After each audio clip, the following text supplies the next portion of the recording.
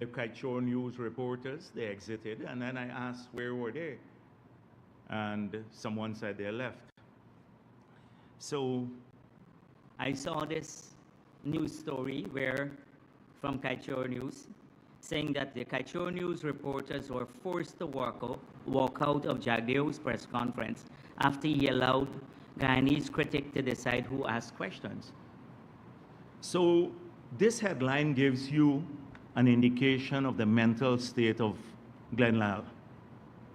He's under siege, and in his madness, he conjures up enemies, and then he lives that out in his weird reality.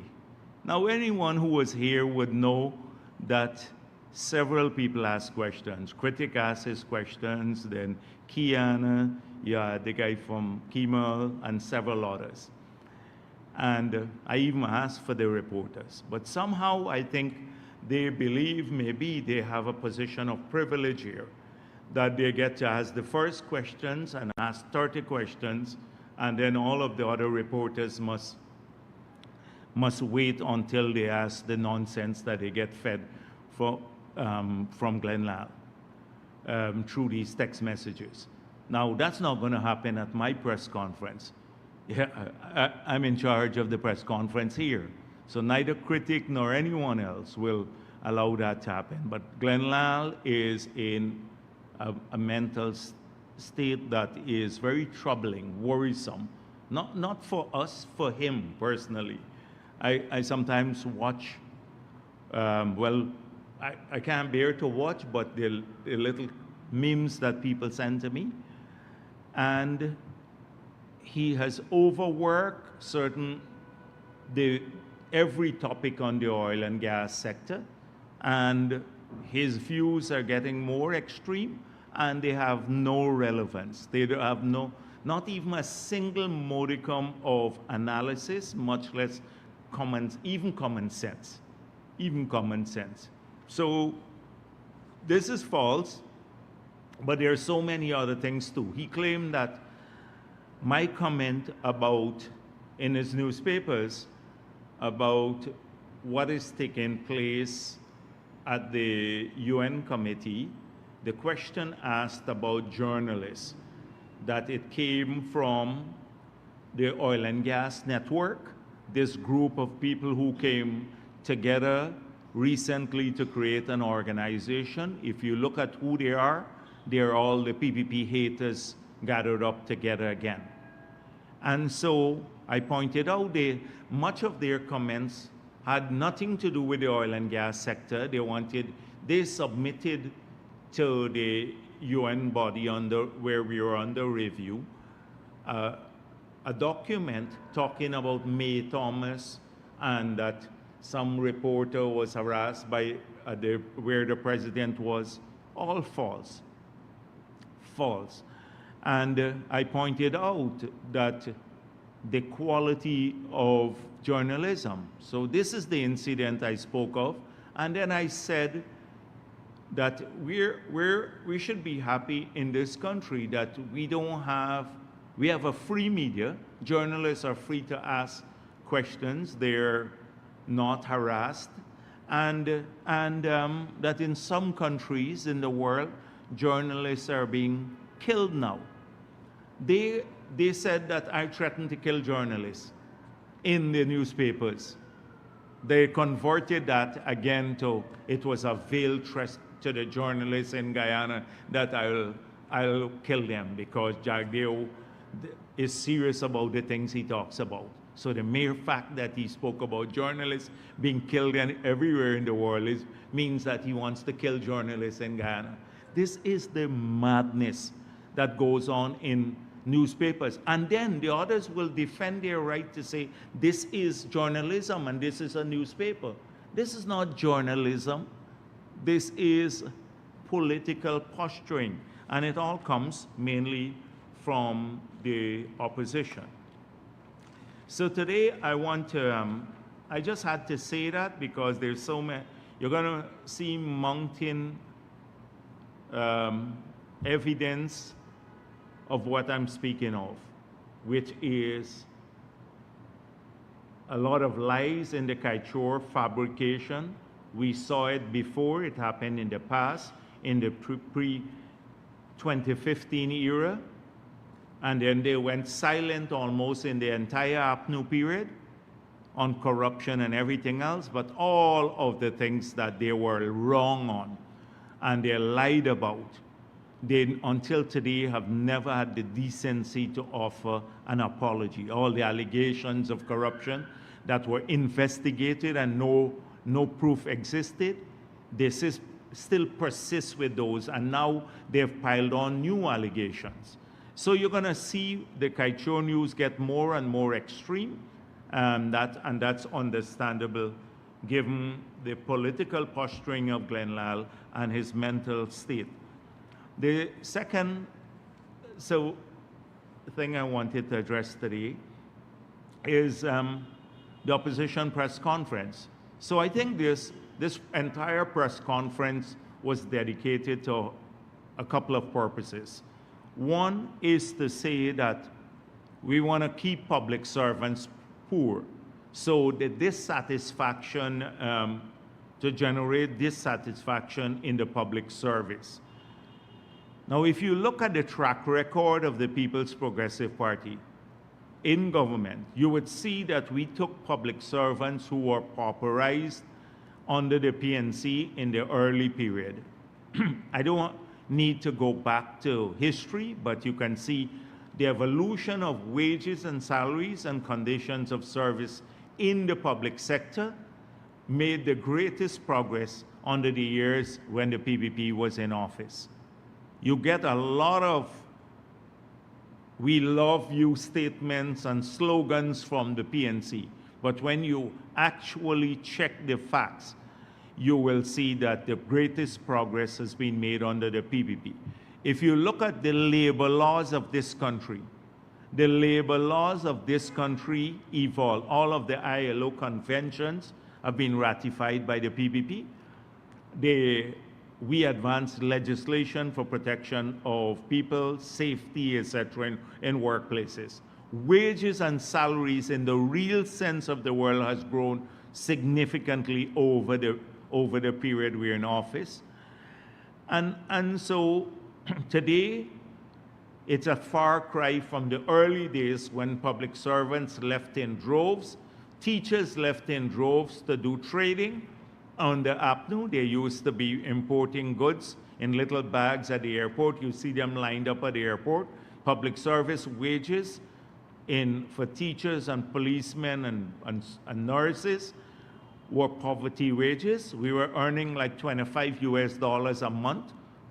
And that was the average salary for workers in Guyana in the early 90s, $25 a month. That's like 5,000 Guyana dollars now for the whole month you're earning. And you can go back and check these facts.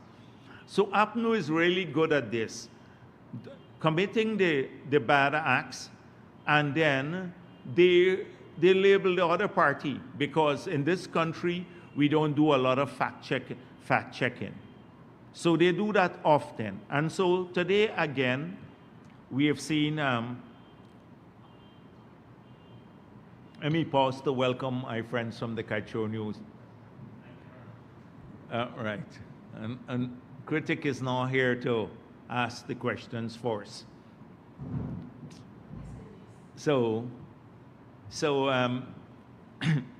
this is what happened again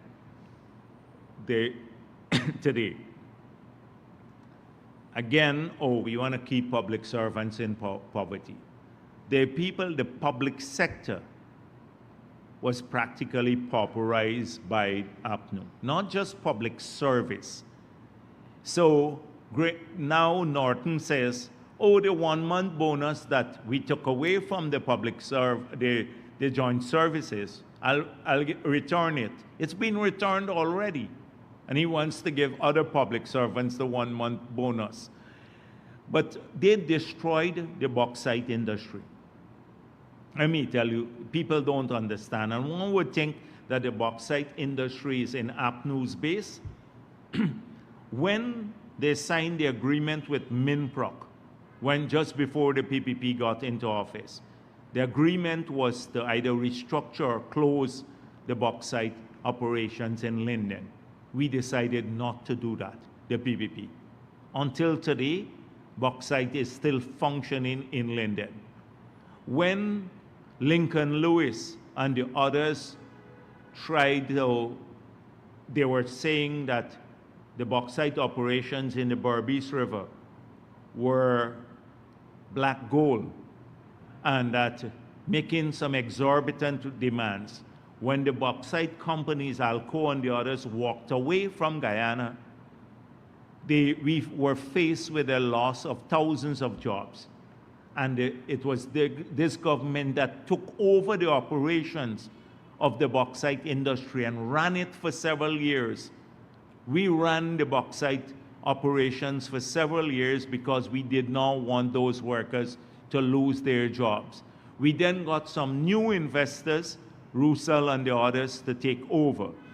And then it was in 2015 that APNU got back, well, they got back into office, 2015 to the 2020 period, and because of their negligence, because of their complicity with Lincoln Lewis and the others, they led to the closure of the bauxite operations once again in the Berbice River, and now thousands of people have lost their jobs there again. So they shut down bauxite. They shut down their sugar. They were heading to shut down sugar totally, starting with the first 7,000 workers. The mining sector was reeling from the taxes that they put in place. So this fake love for public servants and for people in the public sector is just what I said. It's fake. It's crocodile tears, and APNU is really good at that. So not only are they trying to create dissatisfaction among public service workers, we've made it clear that the public sector will expand and grow. We're growing our budget for education. I pointed this out. It has grown in 3 years, 3.5 years, maybe 4 budgets we've had, by 162%.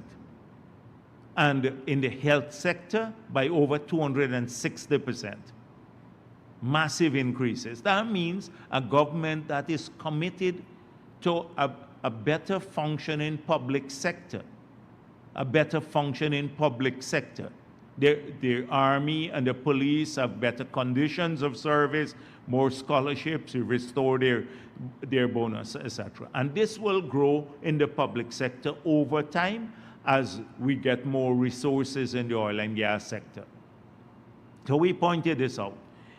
But what they're trying to do now is not just mislead public servants, but also they are trying to create a situation using a letter that was approved by the Ministry of Foreign Affairs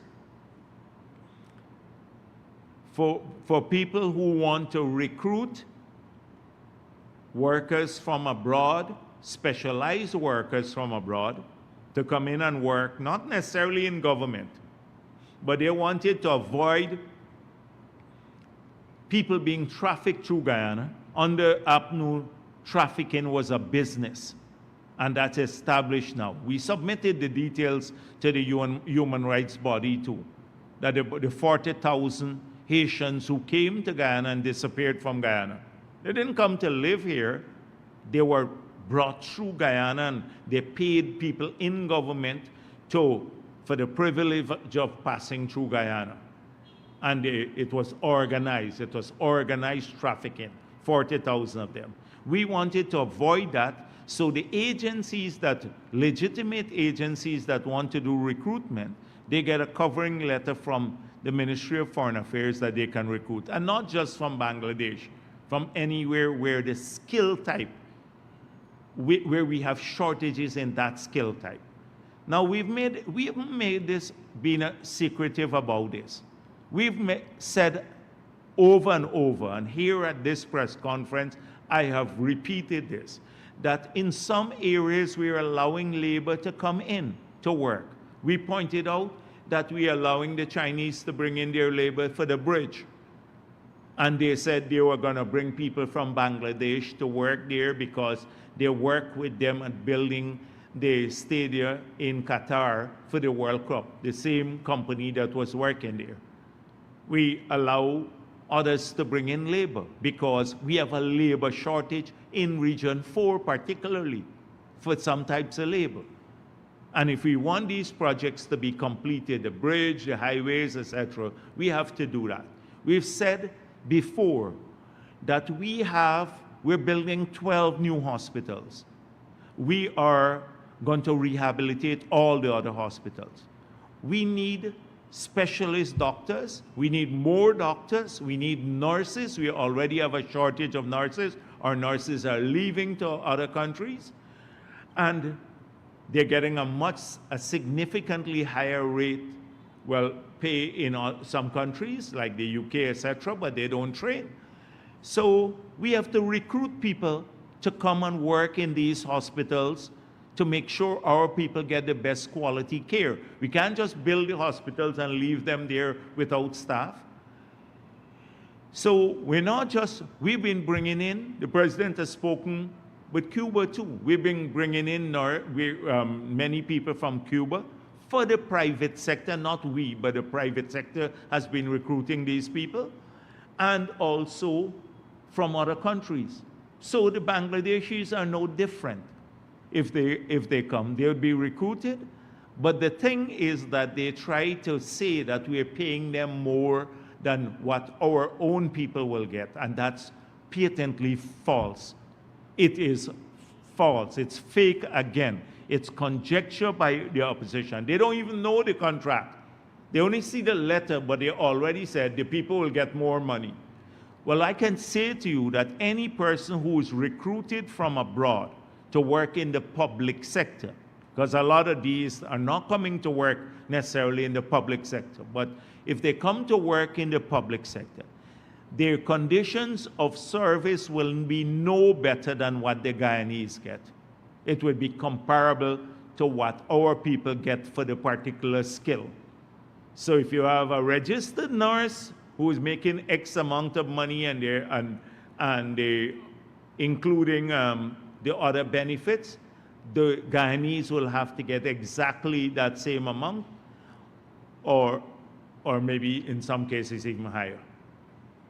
But they're not going to get less than anybody coming into this country to work in the public sector, where the comparable skill, our people have the comparable skill. That's clear. They are lying about this. This is what APNU does. Mahi Paul, you can't believe anything he says, and Norton. So today they went there to create this impression that we're going to bring in these foreigners, one, and treat them better than our own people. That's not true. And that somehow there is some sinister motive behind these people coming. So the next motive is we're bringing them to vote. So they admitted today at the press conference, after creating a whole campaign around the Venezuelans, that we are bringing back Venezuelans in large numbers to register to vote, and that they were being registered to vote by the PPP. Now they admitted that they haven't seen many Venezuelans registered. Even today's press conference, they had to admit that because they were asked about numbers of people. Or they shows the numbers, and they can't, so they had to admit that. So it's the same thing now. We're bringing Bangladeshis to vote for the PPP because we're worried about losing support. And that they claim. They are the only party that's losing support in this country is APNU and AFC. They're losing support. And so this is another thing again. Oh, they're bringing these people to vote for them at election time. So it's excuse for elections that they know that they will lose.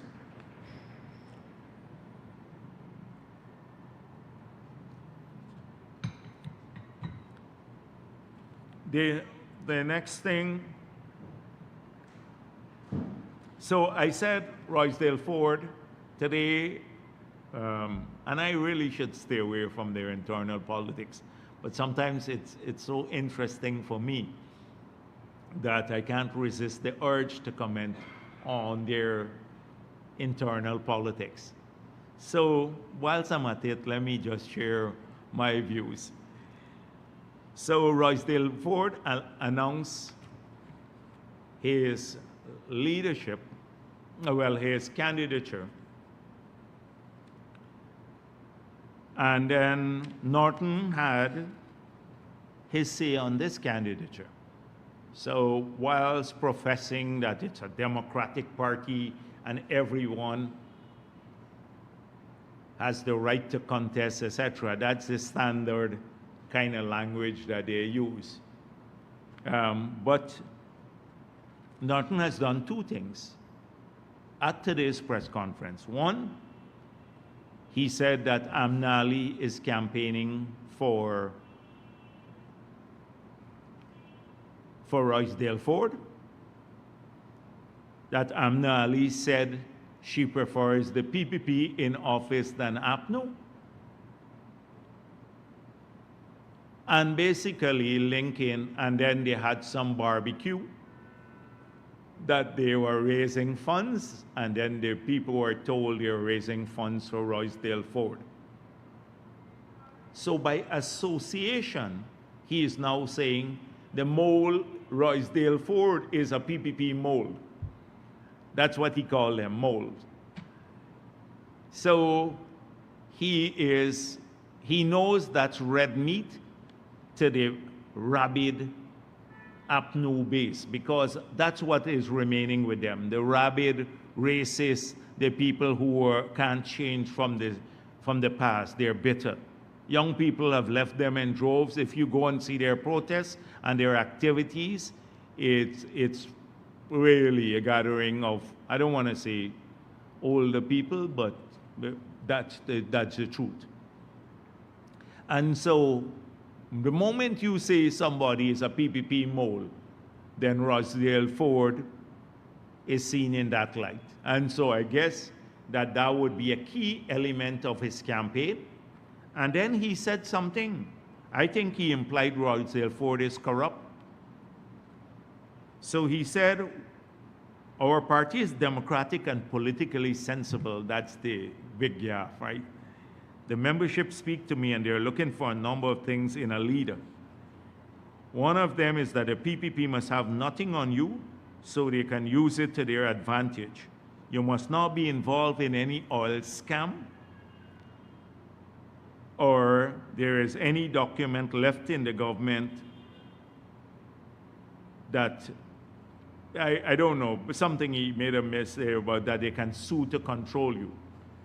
So who is in their contest and who is involved in an oil scam? It's Rosedale Ford, and his name has been mentioned publicly on a number of issues with importation of oil, etc.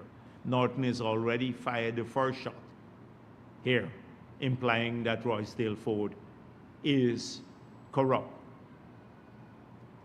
So this is clear about what's happening. So then Rosedale Ford launches his campaign, and when asked about the corruption,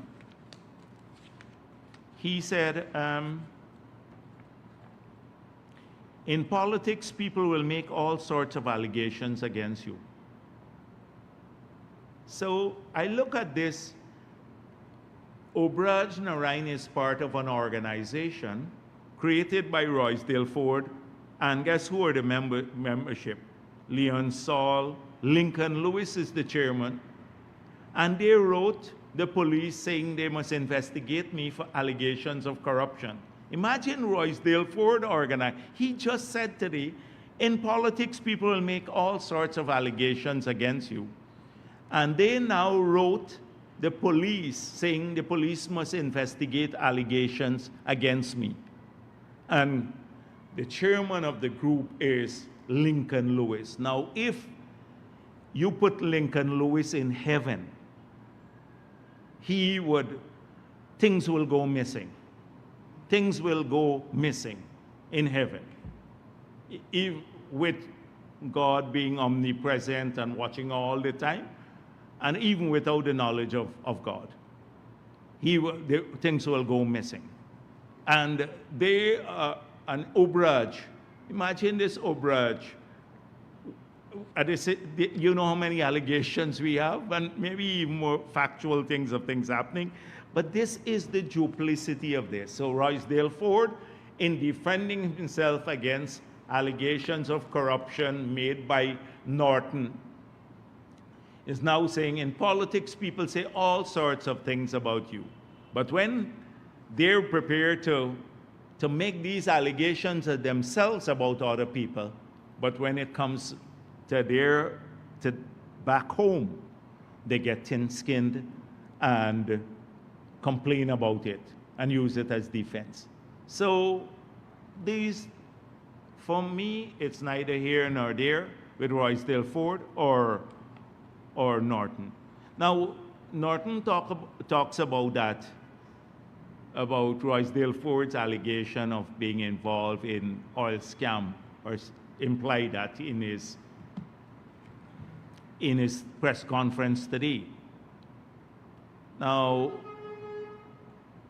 what about the 30 blank checks?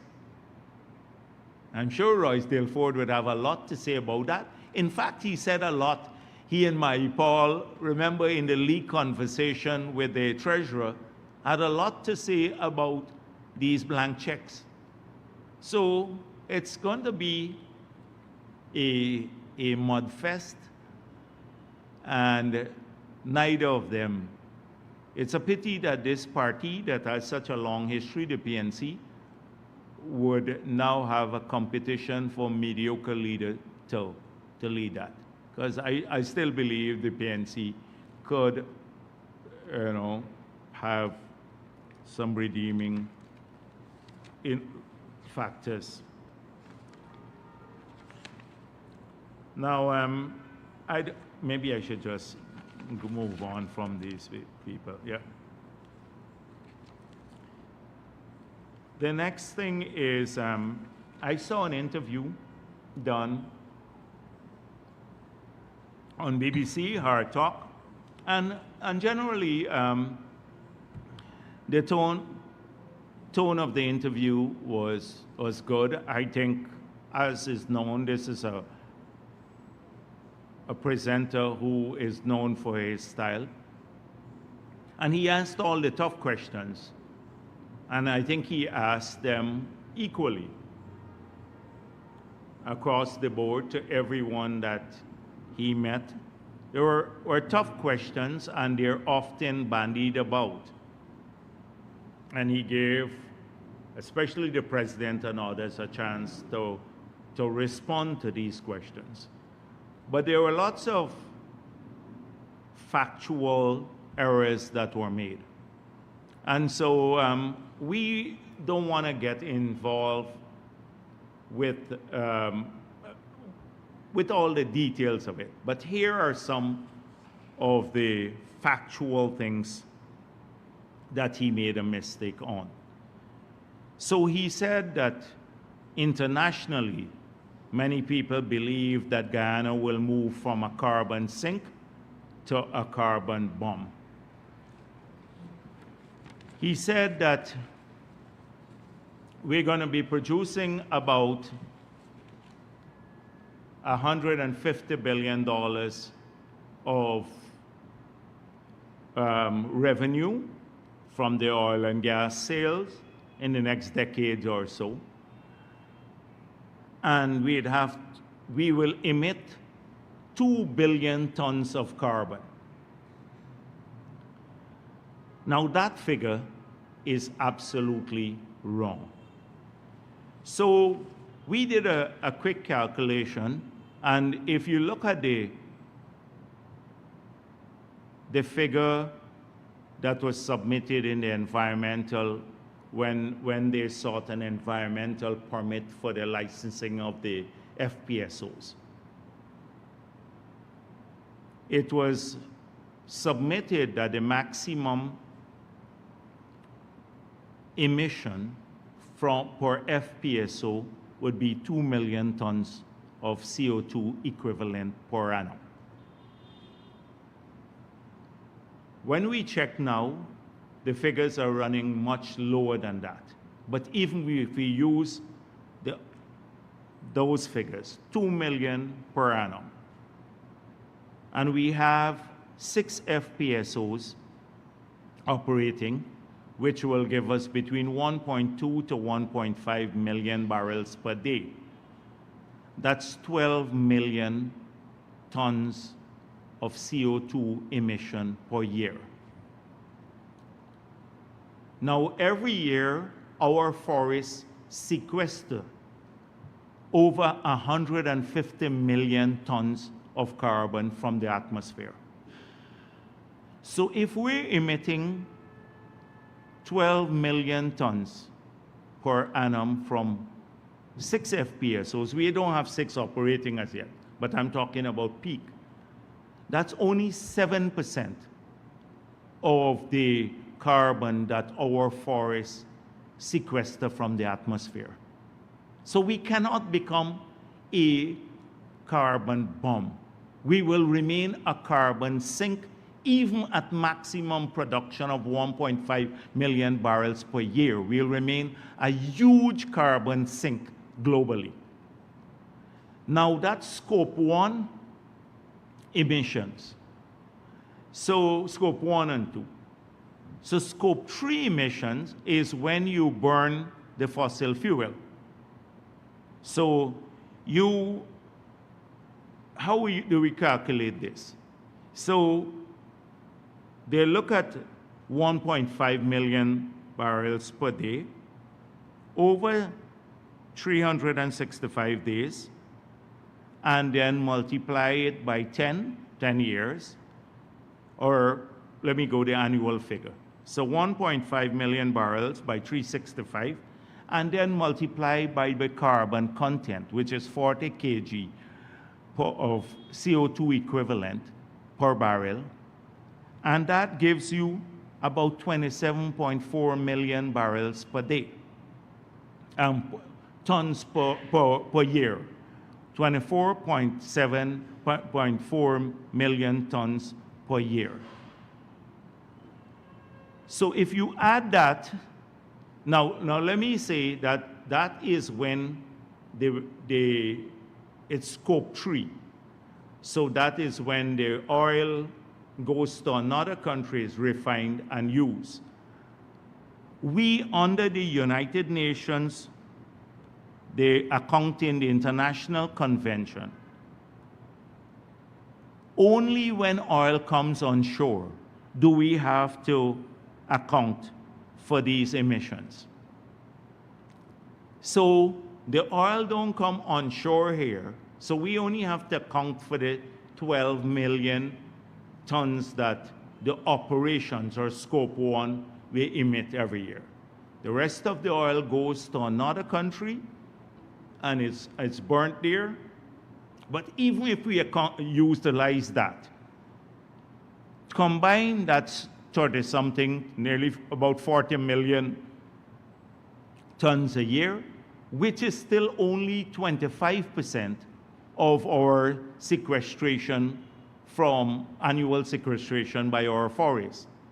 So even if we account for all, even the end use of the carbon, we still remain a huge carbon sink. We will never be a carbon bomb.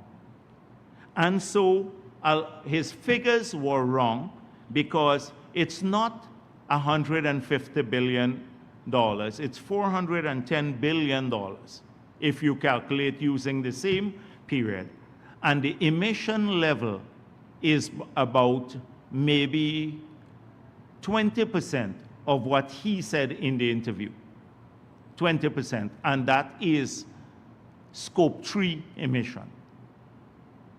So it's all fake. And I would urge him to relook at his numbers, or the experts who sent him these numbers.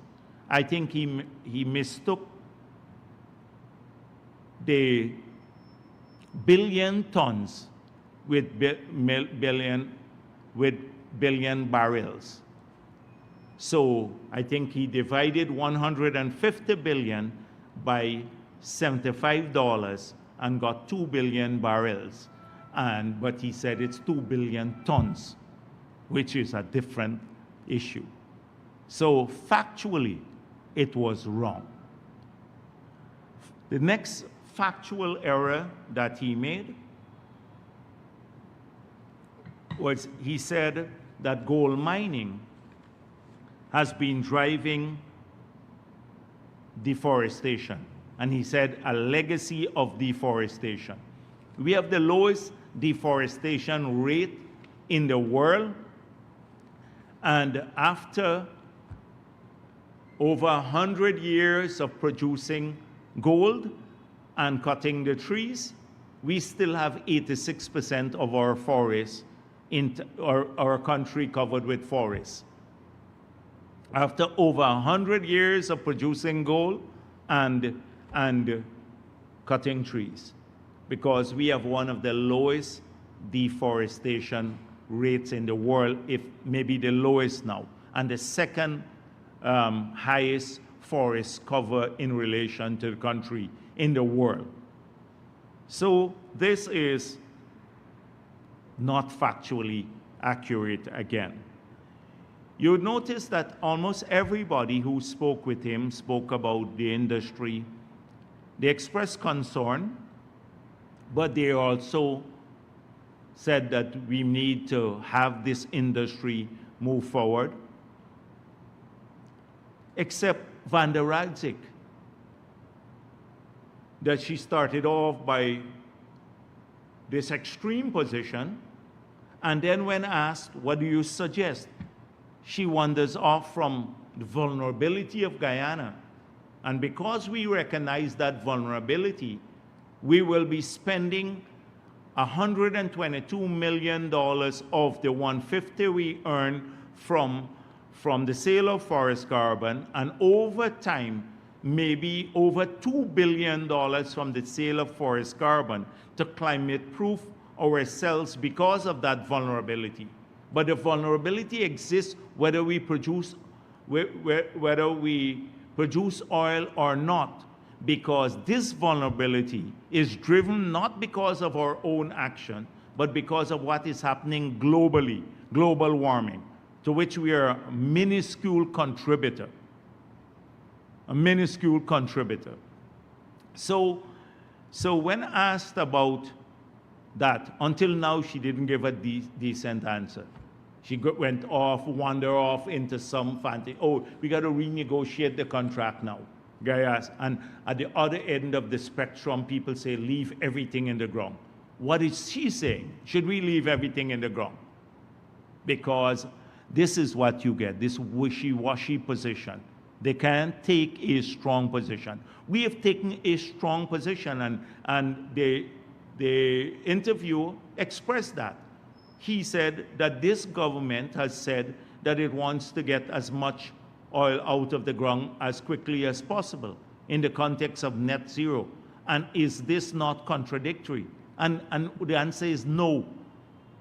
Because when the justice argument comes in place, that the other countries are expanding their fossil fuel production, including the United Kingdom, including the United States of America, then why should we, and I think most people being interviewed are saying, why should we forego our development opportunities to save the world when our emission would be a tiny part of global emission? And in the countries, the developed countries in the world that already have a high level of economic development and social development, they're expanding fossil fuel production. It's nonsensical. So they speak about inequality and if oil and gas has changed your life. And every interviewer does this, not just this one. Every interview does this. Has oil and gas changed your life? And what are the facts here? The facts are that only 2 years we've utilized oil and gas money. These countries took 60, 70 years to get to where they are today of development. Many of them polluting the world, many of them with child labor, like in the UK, with all sorts of things, slavery. They took hundreds of years to get to their position. We have utilized oil and gas money only 2 years, and not large sums of money. The first year was $600 million or so, just over 600, and the second year was just over $1 billion. And this year we've programmed money for 2024. But it was 2022 and 2023. 2 years, but they expect already all of our people to be rich.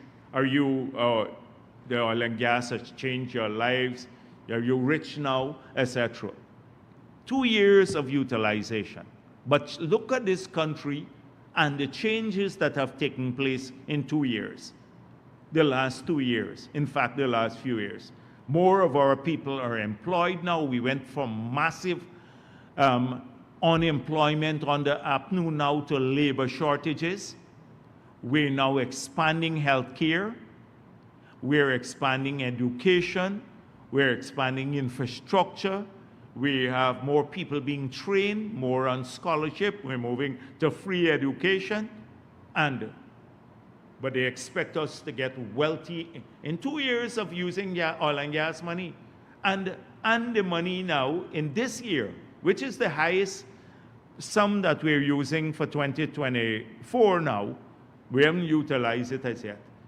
It's less than 30% of the budget. It's less than 30% of the budget. But has oil and gas changed your lives? So Norton took them to the gentleman to Sophia. You notice he didn't go to Eccles or Diamond or Fowles or Amelia's Ward, all these built-up schemes, or Tushin, etc. Now, Sophia, we are proud of that. Under APNU, it was a squatting area in the early period.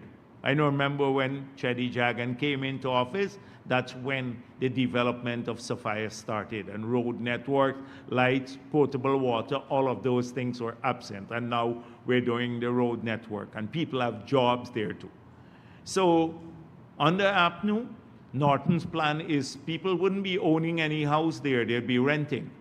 Look at what, so in Linden, they did nothing in Linden for the housing, except for themselves. We are developing 400 house lots in Amelia's Ward. 160-something people went there now who are squatting all the time under APNU, got their lots now. And he complains about, oh, the road stopped somewhere here, and we're discriminating against the people because they're APNU people. I thought the whole of Linden at one time was APNU. So this is what you get from them. They don't focus anything. The people wouldn't get any house lot, but, oh, we stopped the road at a certain point. The infrastructure for the whole area will be done. The whole area, like we said in Georgetown, and you see it happening and everywhere in the country. The road network is improving, and it will improve everywhere.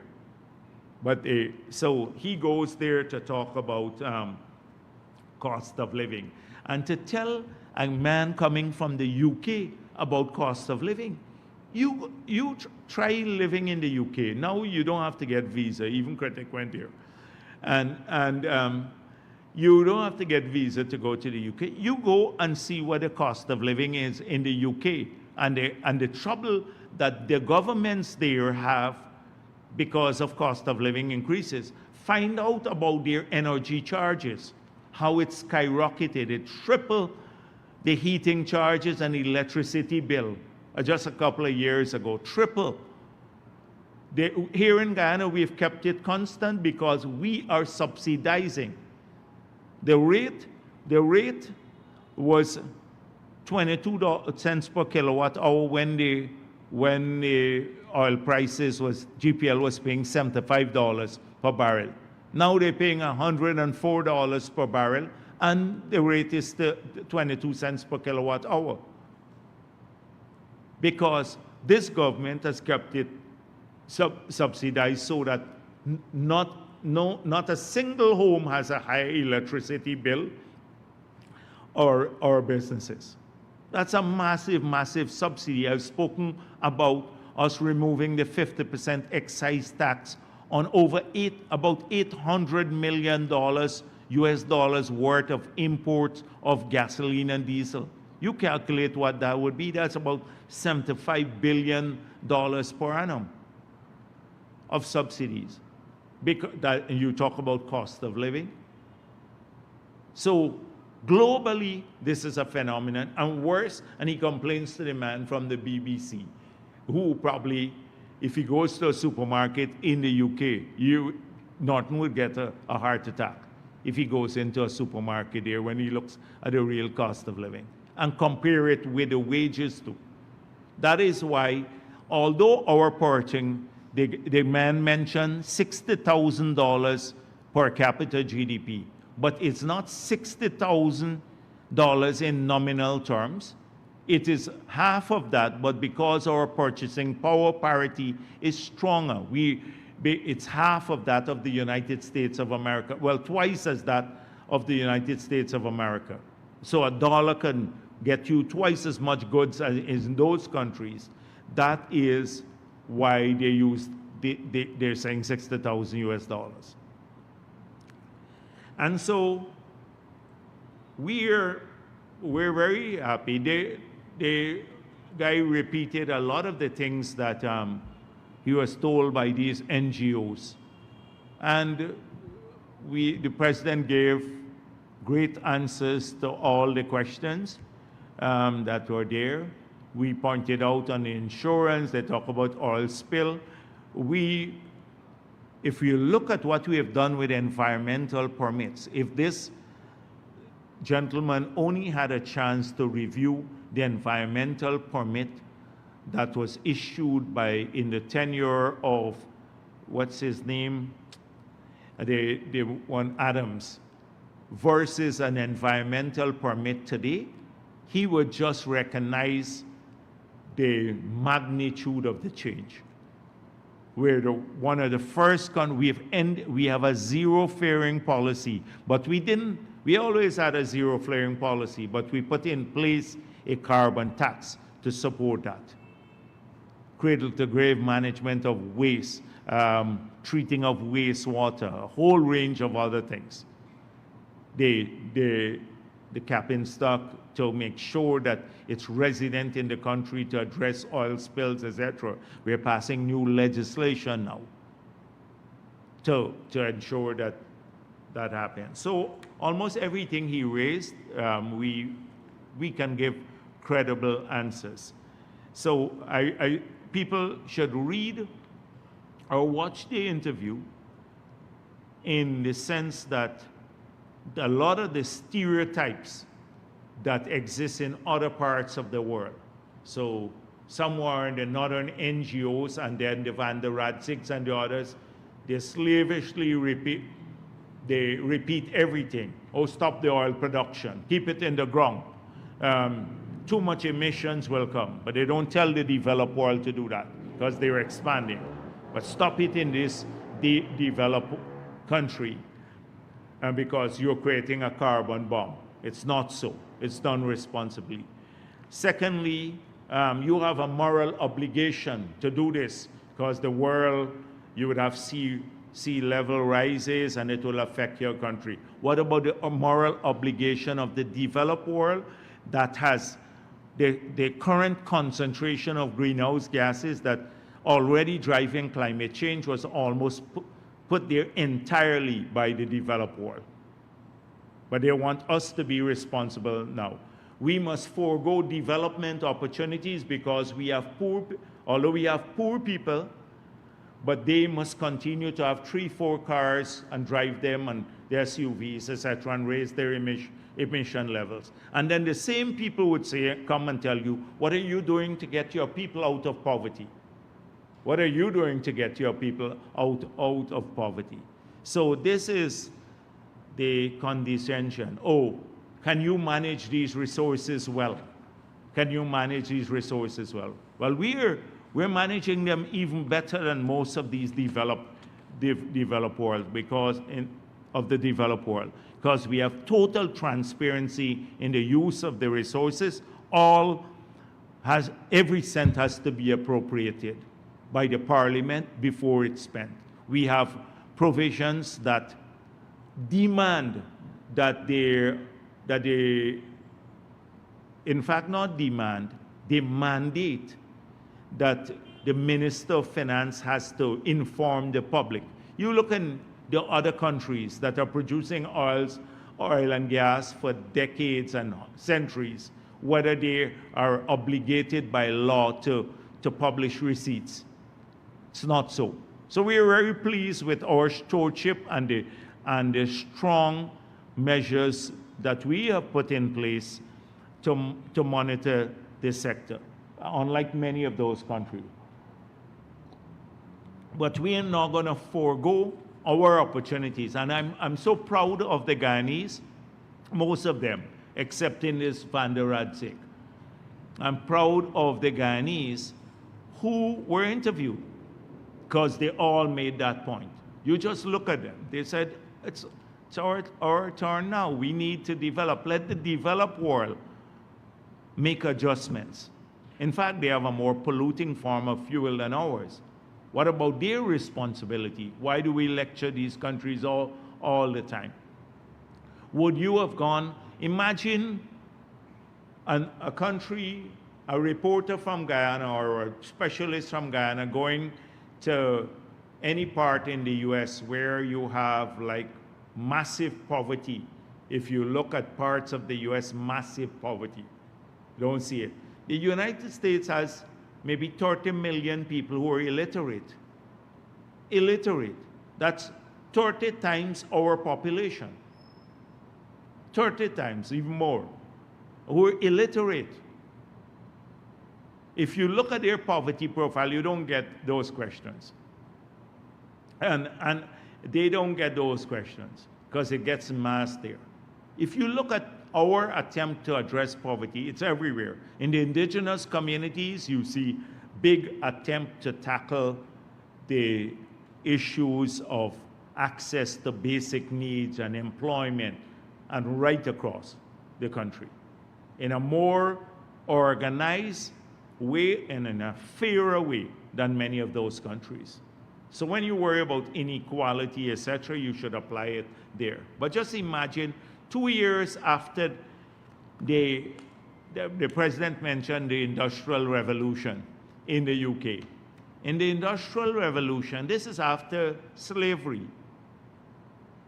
Children used to work 18 hours a day. And when I say children, like babies, 12-year-old, 13-year-old, sometimes 15 to 18 hours a day in the factories in those countries. Just imagine that happening today. And just 2 years after the Industrial Revolution, where a Kaichor News reporter had gone there and said, do you feel that you're benefiting from this Industrial Revolution 2 years after it started? In our case, we can point to things that people are benefiting from. Not necessarily a major shift, but they're getting more jobs now, higher income in some cases, more opportunities, better education, access to education, better infrastructure. We can start pointing this out. They wouldn't have been able to point out anything of that sort.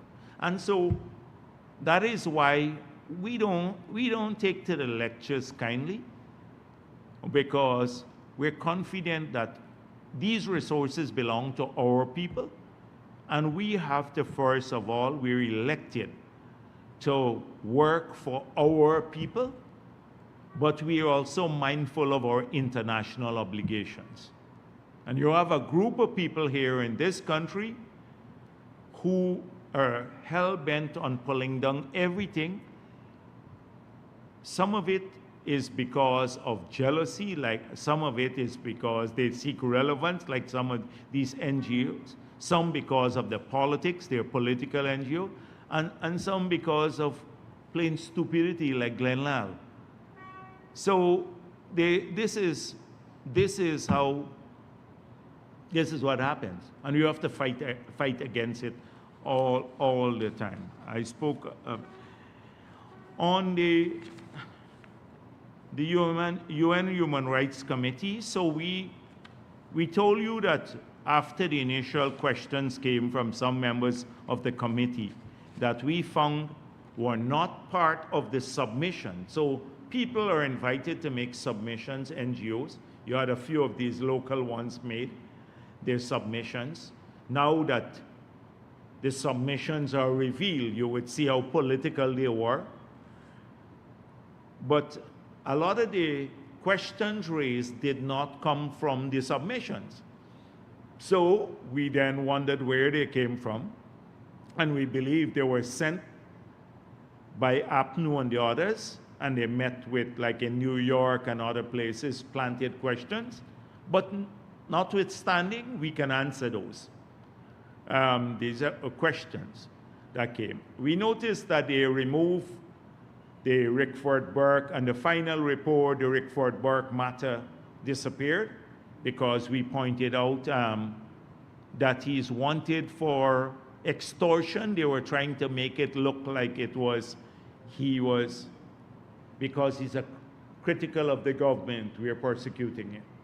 But now I think the system has on record his criminal conduct and the charges that were laid against him. And then even the allegations made against me, we had a response to that. I noticed in the final report that those were removed, names were removed. But notwithstanding that, the report raises a lot of issues for those of you who are familiar with Guyana on the Amerindian Act, on a whole range of issues that we've given full explanations on. And Gail Teixeira several times complained that she had 140 questions or so to answer in a 40 minutes period.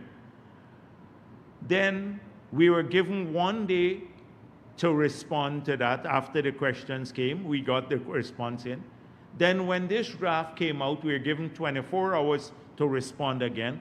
And we have, so you're going to see our response to the report that's posted.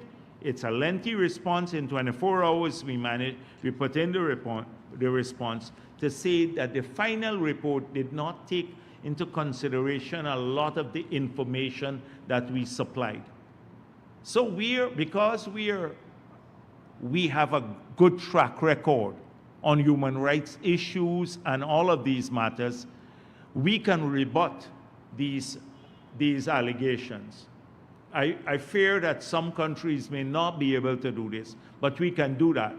But if they don't get in the final report, but they will definitely be published too, so people can see the response, and we'll continue publicizing this. We don't control this as an independent committee. I know the next review will be, I think, 2032 for Guyana. So this is, we've had to answer for a long period coming forward, including the whole APNU period. We have had to answer for those two, and corruption in that period. People don't even see that in the original submission. You notice our original submission has not gotten any publicity because the original submission pointed out several things that took place in that period, the 5 years period, that were anti-democratic and that served to undermine human rights. Granger and his cabal, they violated the Constitution maybe about 30 times in that period, in the 5 years, no less than 30 times. And I mean egregious violation, not just like, run-of-the-mill kind of, well, there's no run-of-the-mill violation of the Constitution, but I mean things that have less import to the well-being of the people. I don't mean that. I mean really try to undermine critical institutions that are the foundation of human rights and democratic order, like GCOM and free and fair elections and all of these things. So I would urge the reporters, but they're very selective again. They handpick a couple of things. They would never look at the original submission, then look at our responses. You're going to get the responses now. So I hope that they can give them full publicity the same way that we have had. So this is the same kind of thing. Wealth derived from oil, gold only benefits the richest in society, who remains in extreme poverty. This is the kind of suggestion we get from it. And in Kaichor News, it must be. So this again, after 2 years, they want us to become wealthy in this country. Wealthy in the country. So this is because they're fed this nonsense from Norton. Oh, I saw he said the usual cronies, families, and friends. You know, he even said it on the interview. Maybe I should end here, right? Thank you. Dr. Jagdeo, the critic for Daybreak News. You should give the other people a chance first. Anyhow, Kaichor believes not this couple of days, the Jagdeo. Kaichor had its time for months. I didn't come to press conferences. Okay. Go ahead, I was just joking. Go with your thing.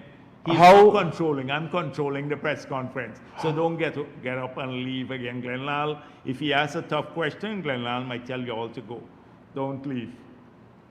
Nothing wouldn't be lost if the Kaichor News reporters left, Dr. Jagdeo. All right.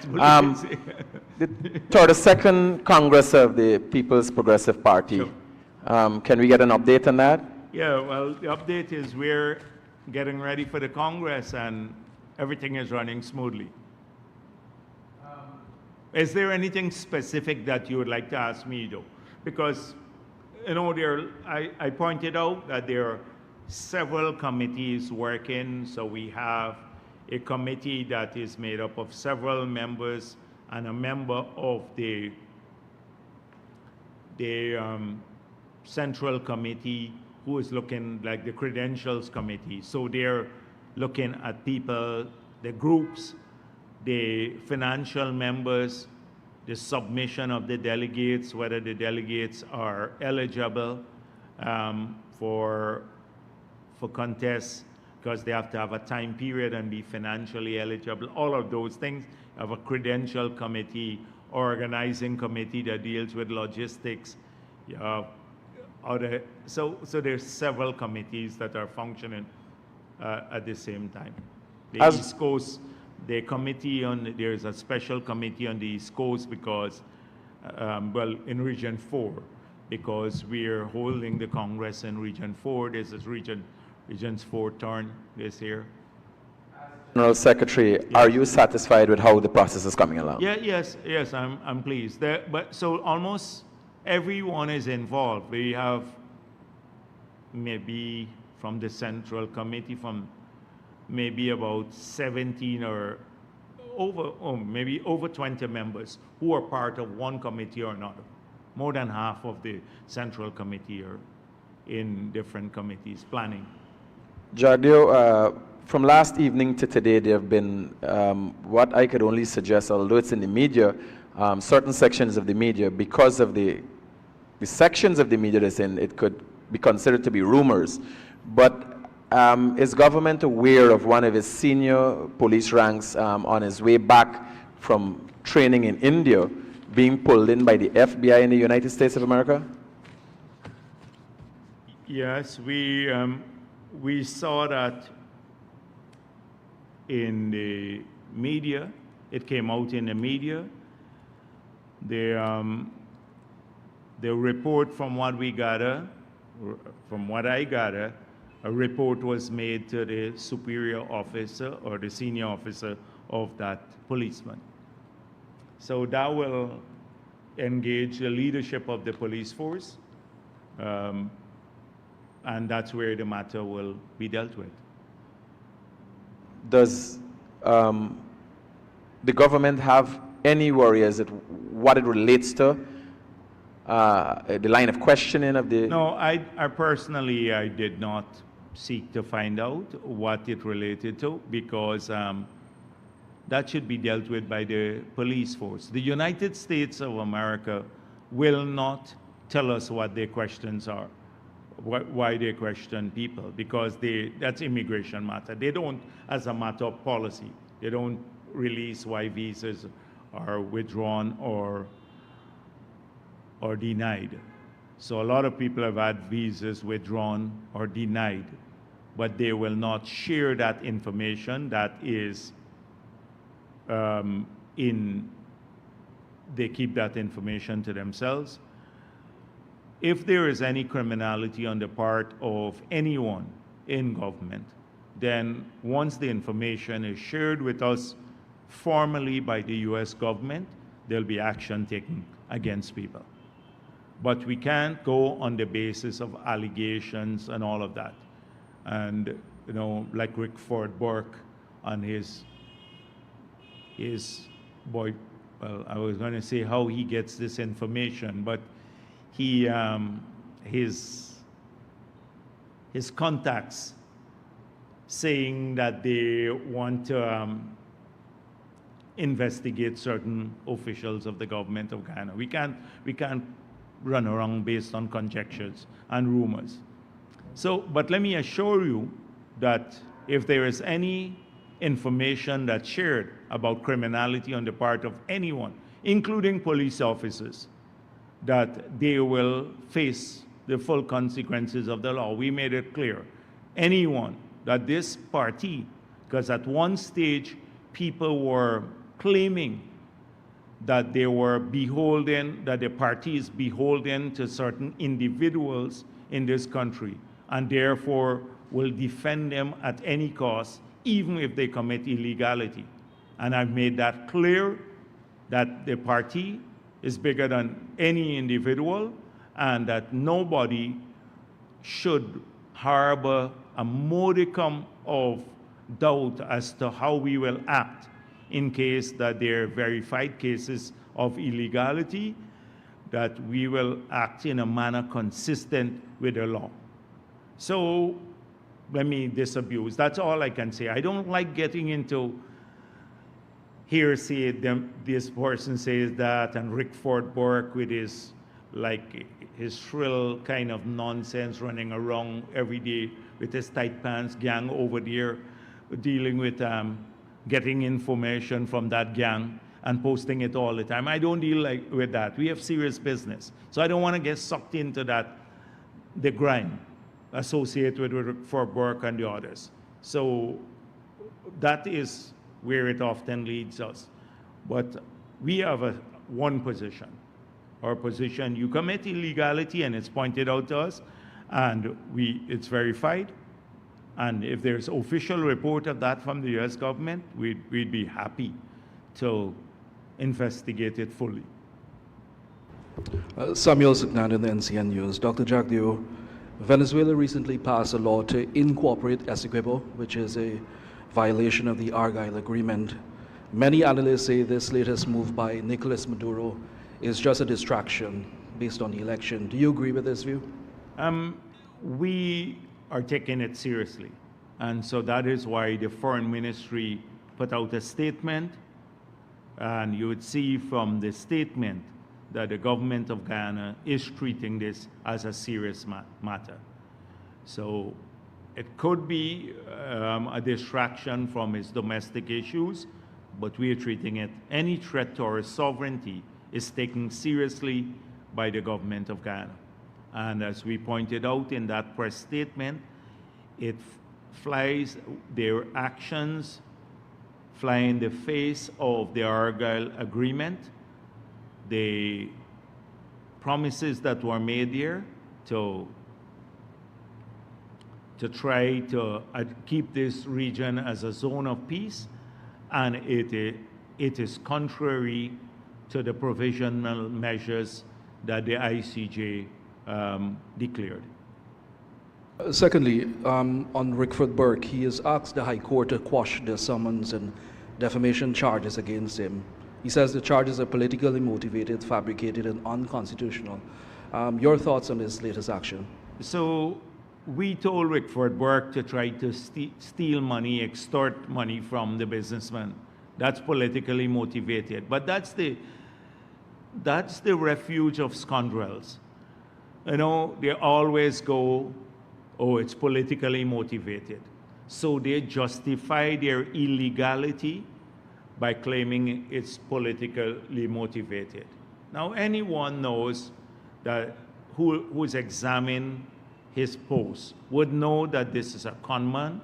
He has a one-person organization. He extorts people overseas, collects money. He lives off of this. He has, the only reason he is not in jail or can't be sued is because he's hiding out in the United States of America, and that he has been and is a criminal, because it's clear the businessman has him on tape that he was trying to extort money from that person. And we know the mechanism through which they have done this, because he does this frequently. In this case, he got caught, he's charged, so he is trying to fight one thing now. That is why I thought he doesn't believe in our courts, he doesn't believe in anything, he will just ignore it all, because forget this illegal government, forget the court. Now he's gone to the High Court to seek justice. And the justice is to try to prevent the trial from going forward. So he's hoping for delay now, because if the trial moves forward, if he doesn't show up on the appointed date, then there could be a warrant issued for him. And so he is trying to stay the proceedings in the magistrate's court by going to the High Court. It's a legal maneuver, but it doesn't change the nature that this is a criminal who has done a con job in the US, including on very influential people. And the more that they find out about him, they'll find out he's toxic to their own careers.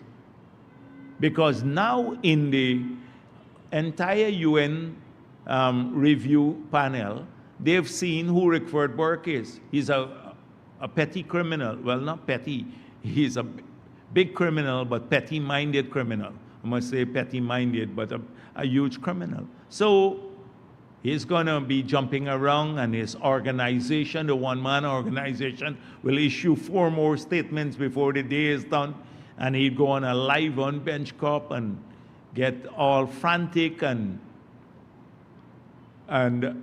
worked up, but that doesn't change the nature. This is a first-class con man who is wanted in Guyana for criminal acts, especially for extortion. Forget the charges where he's been pushing racism and all of that stuff. So the UN committee said we should strengthen the laws against racism, you know, racial hostility, etc. The Racial Hostility Act is clear. He would go to jail under that act, but they said strengthen it. But when you strengthen, even if we were to strengthen it, you have a man who every day promotes racism. Who hasn't come here, I saw in the newspaper, for 20-something years. 20-something years, but he pushes racism here, trying to divide our people at home. And he's only evading that by being abroad and technicalities. If he were in Guyana, he'd probably be in jail already because of his criminal acts. Naomi Paris from the Guyana Chronicle. Turning your attention back to the UN Human Rights Commission, they would have recommended that a COI be held into the 2002 and 2003 crime waves. What are your thoughts on this, and is this something the government is ready to pursue? So first of all, this matter was debated over the years. So my position in the public domain is well known, that any such COI is to establish what's already known in the police records, that APNU was complicit. First of all, the lies that they told about 1,400 people killed, 1,400, then they got it reduced to 400. Now sometimes it goes up to 400,000, Valder Lawrence said. They can't settle on a number. But even if it's 400, they used to say 400 young black men killed by the PPP. That's not true if you look at what happened in that period. Secondly, we know of leaders from the PNC who were supplying them with material and who were part of, who used to visit the gangs. But a lot of people from the village itself, because they took over that village, as I pointed out, a lot of people in Buxton had to leave the village, people with young kids, especially young girls, because many were molested by the criminals. They left the business community, and APNU did that. APNU provided a cover for the criminals to do that, harass the people in that village. So, and then we know about who was defending all of these criminals. At one stage, they got some of the psychopaths who kill babies, etc. They appeared on television. You remember on Channel 28 at that time and some other channel, I think maybe Channel 9, with camouflage uniform saying they were fighting for freedom. So it was insurgency. They're not fighting for freedom. These are hardcore criminals. Then you had, they got into issues with the drug operation, the drug dealers. They got a fight among themselves. Not because they were defending the government, but because they were stepping on each other's turf. So we know what took place.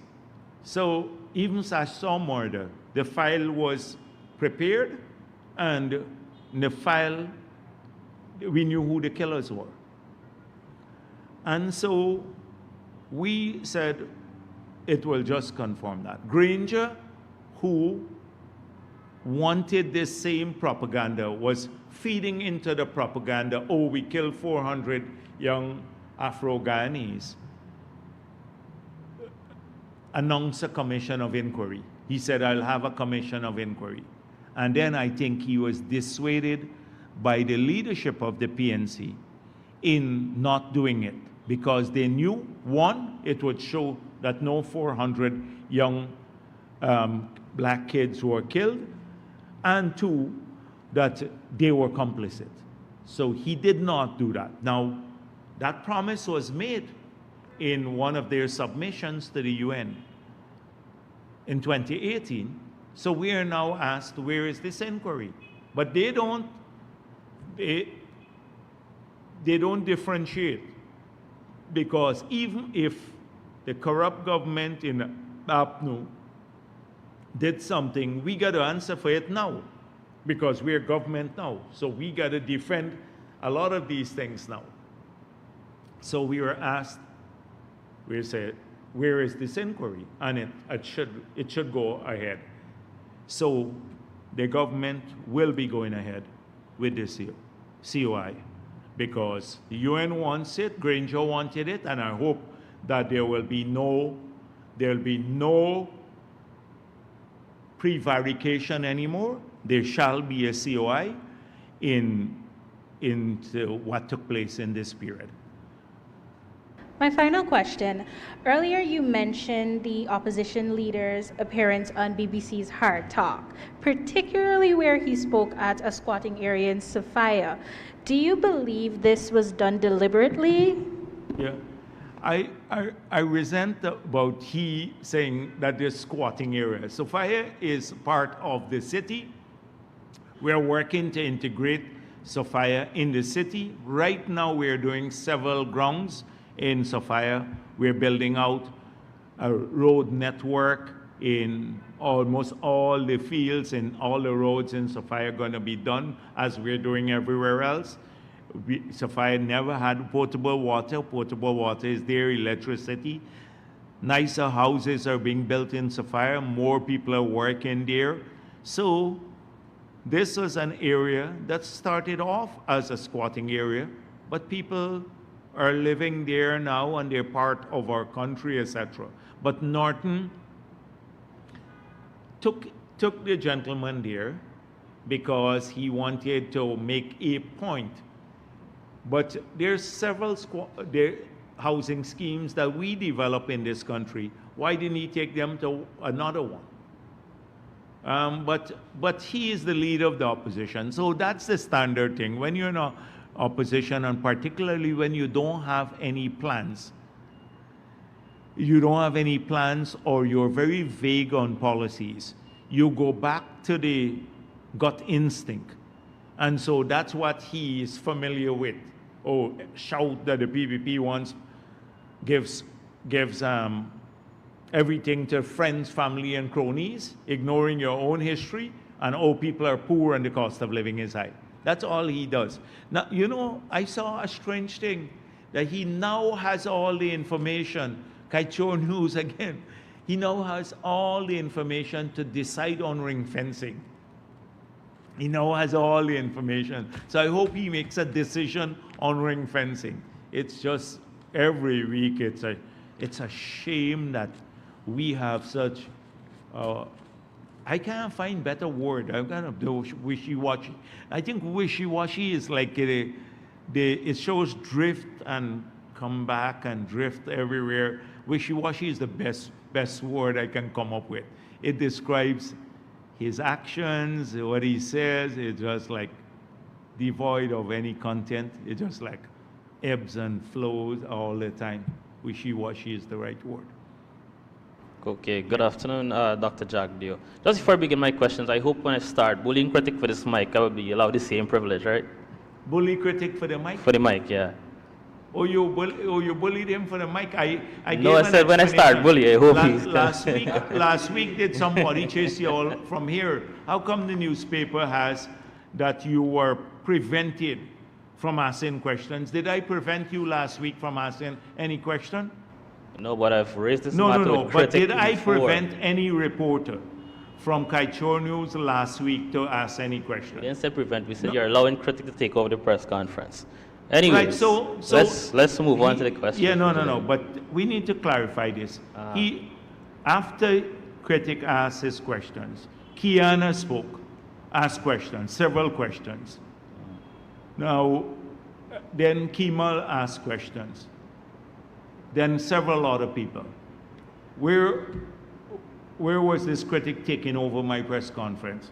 I was sitting But next to critic. I think that the question that Granada was opposed to is when I was asked by critic whether he should be investigated for murder. And I said the GHRA should write the police about that.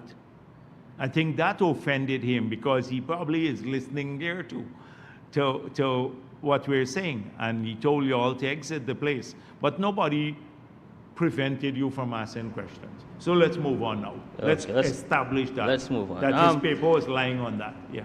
You mentioned, by the way, I wrote this story. Oh, you wrote the story? By the way, Well, you then mentioned that I was hoping that you would you were not as irredeemable as he is. Anyhow, please, Probably. yes, go on with the question. Yes, you mentioned that developed countries took 60, some 70 years to develop, to get where they are. You were spoken about the thing. Some of them had better deals than Guyana. We know the guy asked in the BBC about the standard is 10%. Will Guyana be able, with fairly worse deal than them, be able to develop in less time than them, or will they be able to bridge that equality in less time than them, or will it take longer? So the duplicity runs across the board. So the same people who say we must save the money now, not utilize it, and we must utilize save the resources like Norway did, using their model sovereign wealth fund model, etc., including some of your contributors. They use the Norwegian model as the gold standard.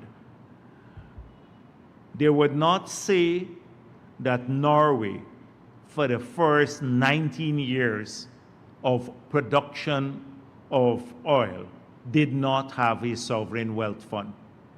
From the first year of production, we had one, and we started depositing money for the future.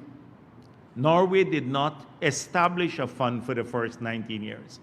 It took them another 6 years after the establishment of the fund to start saving. So 25 years after Norway started producing oil and gas, it started saving for the future. It meant that it spent back every cent that it got immediately on the economy, back in the economy. The same people want us to come and lecture. Your guy Sanzillo said, old people don't need roads, you got to save the money for the future. Duplicity, nonsense they promote. It's almost a professional, they lack professional ethics. Or maybe simply they don't know. Sanzillo doesn't know this, but he recommends a model, because I don't put great store on their capability to manage anything. They run some obscure self-appointed institute or something, self-created institute, and never one day manage a country. But they have all these papers that are written, but to have very little practical application. That's the first thing. Secondly, I pointed out that Norway lost $164 billion in 1 year from the investment in the sovereign wealth fund. You know, in the 10 years that the Sakur pointed out, he said in a decade we'll produce $150 billion. In the whole decade we could lose, based on his number, as much as what Norway lost in a single year. That wouldn't, but the Norwegian model is still a great model because of the principles. But I'm just pointing out, nobody says this. You don't get this when it happens in a developed country. Oh, that the model is bad, look at the government, how terrible it is, etc. Have you ever seen an article written? It's a Reuters story and it's the end of it. Just a Reuters story, 164 billion loss, US dollars I'm talking about. And it's gone. They don't have a Kaichor News there and stuff like that. Are gone. So that's on one side. Here it is about how long does it take to change standards of education, healthcare, infrastructure, access to jobs, etc. It takes a while. You have to build, first of all, look at our hospitals. Now the APNU criticizes for building all these new hospitals. But if we don't build the modern hospitals with the best theaters in the world, how could we offer a world-class health care? But you're not going to build a big hospital like we're building at New Amsterdam or at Ogle here, one for children and women. In a year, it takes you 5 years to do that, and then maybe another year or two to really get the level of healthcare up to European standard. But they would go now and say, oh, have you seen the benefit already? But you have to start working on it, making the investment now. That nuance you don't get anywhere. I can give 100 examples of this. So I'm not saying it will take us 60 years. I'm saying that already we can see the investment in a short period, in 3 years, that will put us to world-class education, world-class healthcare, modern infrastructure, reliable, cheap power, world-class facilities like playgrounds and all of that, stadia, etc., recreational facilities, great digitization of the economy, which is running in a parallel track apace, ensuring that all of these things happen faster. So I'm not looking for a 60-year time frame or 100 years. But you can't come in 2 years and go to Sophia and ask, oh, look at the drain now. The drain is not clean here. And the guy said they don't have potable water, which is not true. Oh, that's it. You can't say that, because I could go to a slum in the UK where I could go there as a reporter, and if I go to all the slums in the United Kingdom, you will leave there thinking that it's a country of slums or high unemployment, because they have massive unemployment there in that country, massive unemployment. Or I could go into their supermarkets and check all the prices, and you'll be shocked to see what price for a kilogram of rice is in that country. You can always pick and choose, like how Kaichor News pick and choose. They don't tell the whole story. I just came out with, I told you that the whole story is about all the bits together. And we can tell a consistent story, how we fought to keep our country safe in the COVID period and still fight cost of living and still try to kickstart the economy, which was dead in the apno period, even before COVID struck. It has been a big challenge, how we put together all these plans for roads and stuff. If you have a chance to, any Guyanese, just drive down the road, the Heroes Highway, and then drive out back to Diamond, the road that goes east to west. And you will see what I'm talking about. 3 years ago, that was not there. And look at what is happening down there. Just take that drive there, and then you will get a sense of what's happening around the country. And this is happening in multiple communities. Communities that didn't have roads are now getting roads and stuff. So it's not going to be a cash handout to everybody. But I would say that we have a better stewardship of our resources than many of these countries that send in people to lecture us. But any reporter can come from abroad, and often when they come, they don't go and say, look at this great thing that's happening here, this country is transforming. They hook up with these NGOs, or Norton takes you to Sophia. Secondly, many commended the president for his response to the reporter, which it was a very good response when he told the reporter, you can't come to lecture us on climate change, and we have a forest that you don't pay us for.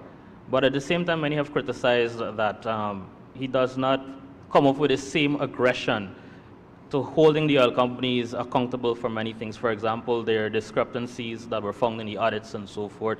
The government did not take measures to prevent such reoccurrence in other projects and so forth. How do you respond to this? No, but you're conflating several things. You're conflating a condescending kind of lecture where this is a smart guy who did the interview. He knows that saying that Guyana is a carbon bomb, moving from, like where we are today to a carbon bomb, is patently false. But he would ask the question, so the president had to point out about these lectures that we get from the developed world. Imagine a country like the United Kingdom. The United Kingdom has cut down all of its primary forests, practically all of its primary forests. They have very little original forests anymore. You remember it's Robin Hood, who used to live in this forest there. It was a real forest there too. They're gone with that too, or old forests. They cut down all their trees. Their per capita emission is higher than ours. They've just opened some coal plants, the coal mines, when they were leading the charge in 2021, I think at the Glasgow COP, to ban coal production. They've given permits for over 100 oil operations. They've withdrawn from several of their international obligations. And they're coming to talk about our forests which and Guyana becoming a carbon bomb. And a lot of the things too. This guy, he shouldn't have even asked the question about Exxon and all this production. If you're worried about scope 3, it's not where the oil is produced, it's where it's consumed. So 99% of our oil production will be consumed in the developed world. Why don't you stop consuming it? If you're so concerned about climate change, why don't you stop? Or why don't you put on a carbon tax, as we've been promoting, to pay for the externalities? So we're just producing it. But if the developed world and the other countries stop consuming it, then you'll move faster to decarbonize the world. But they consume it in large quantities and then go to the developing countries that are producing it and saying, oh, you're creating the problem. It is the consumption. They don't want to manage consumption, and the bulk of the consumption takes place on a per capita level in these countries. So it is those lectures. When you talk about audits and stuff like that, that's a regular thing. The president doesn't have to do. You have technical agencies. Every day we have dedicated ministry and GRA to deal with our audits, because we believe that the politicians must not get involved in those issues routinely. They get advice, because those are checking accounts, going through bills, sorting out things, understanding conventions. Like Goldsarana has never done a cost recovery audit, but suddenly he's a specialist on it. He is a specialist. So we don't believe that the president must be dealing with that. But when you have an external group that repeats some of the stereotypes, oh, Greenpeace, leave all the gas, oil and gas in the ground. So if we leave all of it and don't develop anymore, but the oil still needs oil and gas for the next 50 years, guess who's going to get wealthy? Norway, the United States, Saudi Arabia, all the existing producers. So, and that's considered fair, and it gets repeated here, and Van der Radzik says it. Oh, leave it all there. We shouldn't touch it. But we have a ton of poor people there. That's what she couldn't respond to. Should we leave it all there when the interviewer asked her? Should we leave it all there? Forget the people of this country. Forget the 6,000 jobs that we have, or the 1,500 Guyanese companies that are getting $700 million of business from the sector. Forget the revenue for the time being. We must forget all of that, because Van der Radzik wants us to go with Greenpeace suggestion. That is, and you think we get angry? It's not anger, it's disgust that I expressed often at these press conferences. They think it's anger, it's disgust, because these people have no integrity. They don't have any coherent train of thought, because they've never run anything. Their bread is well buttered.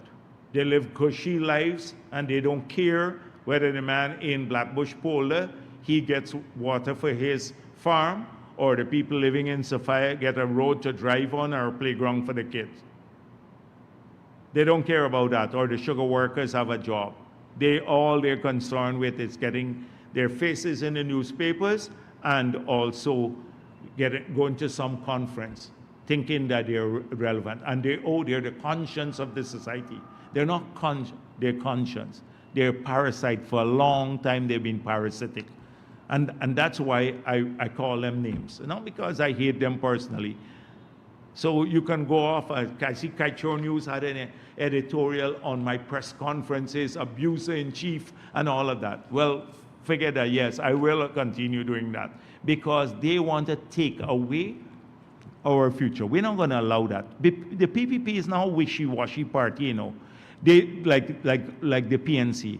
So when Kaichor News puts out something and 3 weeks they put it out and force Norton, suddenly you see Norton repeating the position, because he has no position. We have positions. We're going to push back if it's bad for the country, bad for our people, and all of our people I'm talking about. We push back because we have a view and so how to change people's lives. He doesn't, but so every week it's like he's led by the nose. The newspapers lead them by the nose. The reporters lead these guys by the nose. Oh, what about ring fencing this week? So he's scared next week about taking a position, so he tries to accommodate. And in doing that, accommodating, he just erodes any consistency in policy. This is why we get worked up. Because none of them, you recall the same Bulai and all of them who were part of the oil and gas network saying we should go to solar as base load. That conversation disappeared. Glenn Lal was said he could find a company to sell us power 3 cents per kilowatt hour. He had several months to do it. The conversation disappeared, the Bulai disappeared too, and all of them. But they're the specialists. We would like to get the power 3 cents per kilowatt hour base load. Power 3 cents per kilowatt hour. They would just come write big long articles, excite people, and then nothing happens because it's zero. We don't have the luxury for that. Yeah, go on. Yes, I remember you had promised that you would have found out why GRA was taking long to release the audit to us. It's been 7 months, we're still contacting, we're still waiting. Have you gotten any update from them on No, I have not. But what did the GRA say to you? No response. We text, we send message, we get no response. Well, you should meet the commissioner and ask him directly. Okay? Can you give us an update on the Amila Falls project? Oh, okay. They're still assessing. So it's pre-qualification, and I think most likely that document is on the way to cabinet. If it has not gone there as yet, because I missed the cabinet, Thursday's cabinet too. So it may have already gone to the cabinet. Thank you very much for... You're welcome. Yeah. Okay. Good afternoon, Dr. Skytrue, Jagdeo, Nass William, Skytrue News. The Natural Resources Fund Act has provisions for sanctions to be meted out to the Minister of Finance if he doesn't do certain things, such as update the revenues that go in and out of the fund. However, and correct me if I'm wrong, but legally, Guyana's finance minister is the president, who is immune from prosecution. So can you say when can the country has a substantive minister, other than the president, whom civil society can hold accountable in accordance with this act? So the Minister of Finance, there is Ashni Singh, is responsible for finance, but he is in the office of the president. So Ashni Singh is responsible. He has had these functions delegated to him. We interpret this as if he fails to perform the task, then he's liable. And he understands that too. So has he failed to update the public once? And let me remind the public why we put this provision in the law. APNU received $18 million in signing bonus. They hid the signing bonus for 1 year. Did not, when it came out, they hid the agreement too, because the agreement included the signing bonus. When it was finally revealed, then we discovered that the signing bonus was in an account that did not form part of the balance sheet of the central bank, nor was it placed in the consolidated fund. Now, the laws of Guyana and the Constitution of Guyana don't allow you to hold revenue in a separate account except 3 accounts. The consolidated fund, fund created by special legislation, or a deposit fund where you have to notify Parliament within a particular period, or once you create the deposit fund.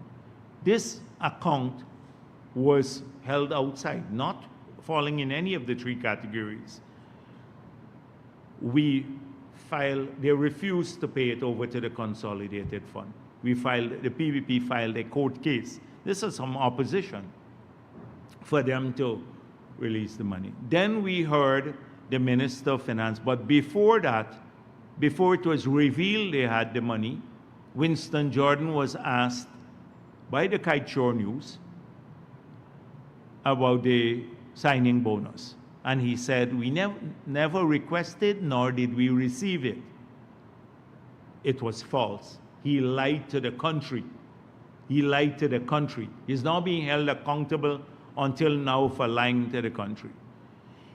In the campaign period, when he was asked by another reporter, he said, we thought it was a gift. And I can find that clip for you. I hope you remember it. But I will find it, let one of my staff find the clip and we'll post it online for you. He thought that the signing bonus was a gift. 18 million US dollars, a gift. So we said in opposition that this will never happen again. That every cent of revenue collected must be notified to the Parliament and published in the official gazette within a particular time period. I think it's 3 months. If the minister fails to do that, there is a 10 years jail penalty. So Ashley Singh exercises that now. He is the one who publishes it. He is the one who reports it to the Parliament. So that is the origin to prevent any such situation from happening again. That is the origin of that amendment. And further, we have removed all the direct charges that they had on the NRF. So apart from the money, through a formula that would have come out from the Minister of Finance, being advised by several bodies, but ultimately he decides how much money to take. We have a fixed formula now, so no discretion on the part of the minister. We put that in the law too. But they had several other charges on the NRF that were outside of the budgetary transfer.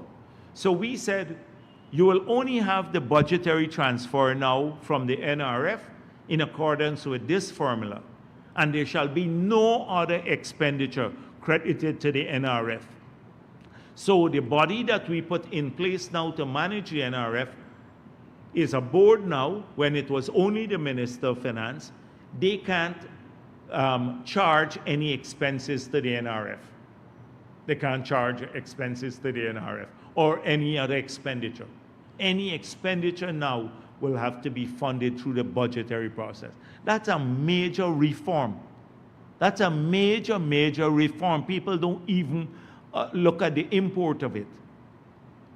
And that is why the IMF said it's one of the best legislation that you could see around the place. But we never get credit for that. So just to be clear. Yes, so the minister responsible has those responsibilities. And if he does not do Then what he's supposed to do, he can be charged. He could be prosecuted. Noted. Right. Guyana has been producing oil for approximately 4 years now, and government has borrowed monies to bolster the health and education system and other things. Now, there are some persons who are wondering why government hasn't firstly would have reached out to borrow monies to monitor production at the pumps instead of relying on the production data that the oil companies produced. Now, how do you respond to these critics? Yeah, I didn't get that too much. I told you already that we already have the Bureau of Standards there to calibrate the pump. There are several other safeguards that we have now in place that monitors production levels, sale levels, that we intend to enhance this by more robust systems, now focusing more on management. In the Exxon operation room, we intend to have a government representative. They're building now an operation room here on land that would allow you to see and practically control everything on all the FPSOs. There'll be a government presence there, as well as our own separate operation to monitor what's taking place offshore. But when you look at this, I said something the last time, that people in this country, particularly maybe some of the reporters, they don't understand when you're a public company in the United States of America, what you have to go through to be a public company.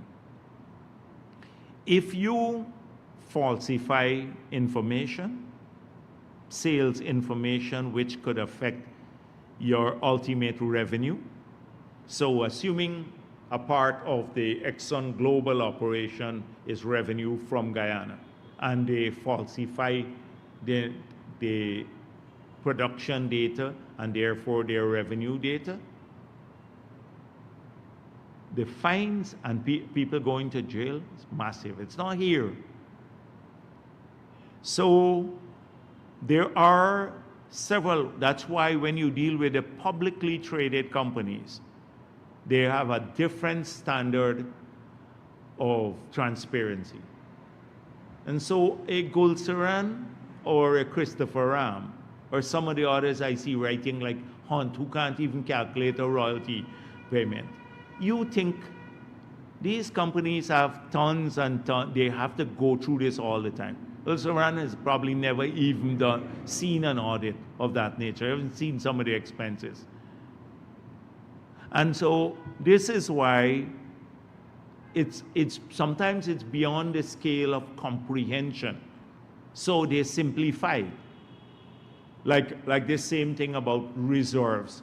Oh, all week they're getting like crazy about these reserves, and Jagdeo doesn't want to know the reserves, and neglecting the responsibility and should go home and all of that. And basic conflating discovery with reserves and not understanding how you get to proven reserves.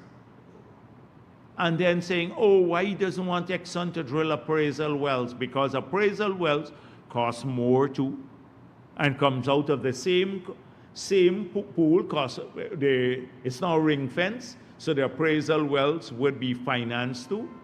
But even if they expand the reserves by doing the appraisal wells, more appraisal wells all the time, it doesn't mean that it's going to impact on production now, because the 11 billion barrels that of proven reserves are already justifying a 6 or maybe 6 FPSO kind of production level, which will take you to 1.2 to 1.5 billion a million barrels per day.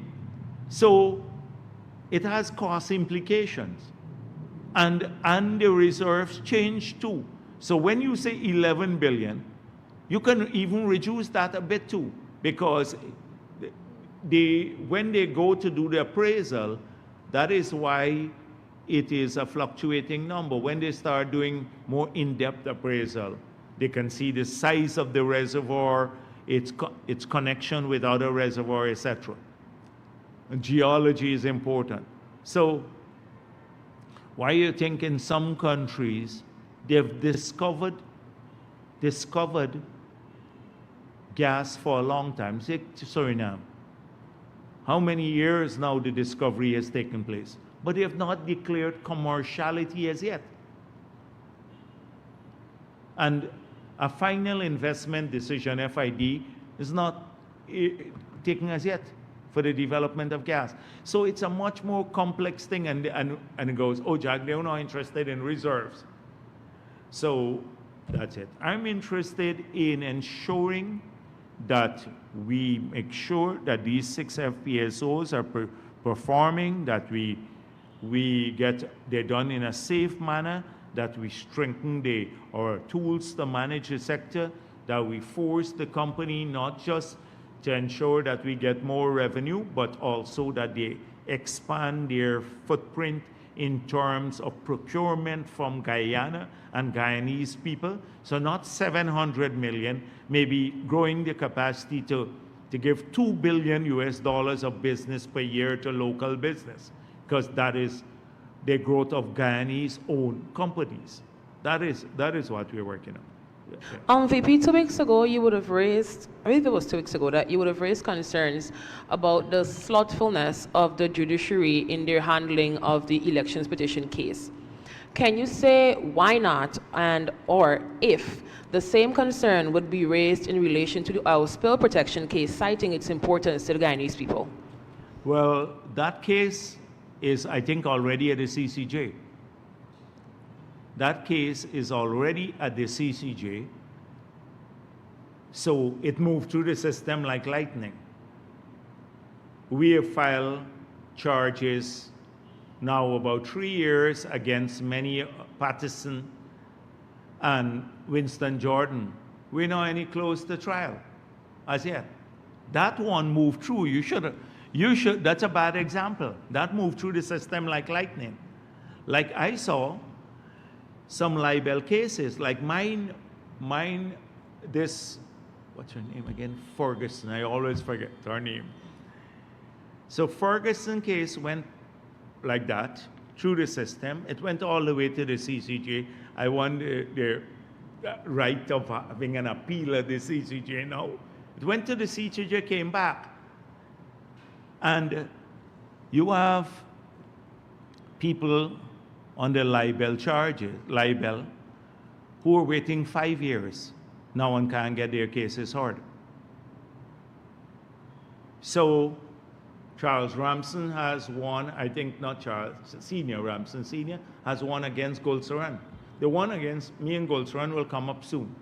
But that one has been for 5, 6 years, I think, hasn't been heard as yet. It seems as though in some places, that's what the impression I get, where it's PPP people being sued, it moves through with alacrity through the system.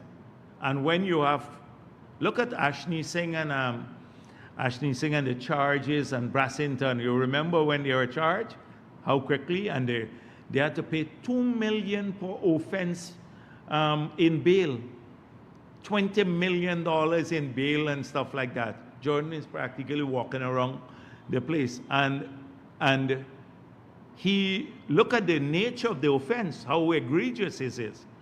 So I believe that if you're, in fact, I rest my case. I rest my case. And finally from me, VP, President Ali would have spoken about a French vessel that is supposed to come to patrol our waters, which is to be able to curb illegal fishing so that Ghana would not lose approximately US $100 million. Can you say if that vessel has arrived? I don't think so, but it could have. But I don't think so. It has not. But this is the estimate. Remember when we were talking about policing our exclusive economic zone. So we do have to look at it. It's estimated that we could lose as much as $100 million per year from illegal fishing in our waters.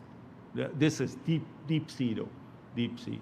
So investing in more assets for the Army would have a significant benefit, or bringing in revenue, or allowing us, even if it doesn't allow us to bring in revenue, because they can keep the illegal fishing out so that we can actively exercise a licensing regime so that there'll be more revenue for the country.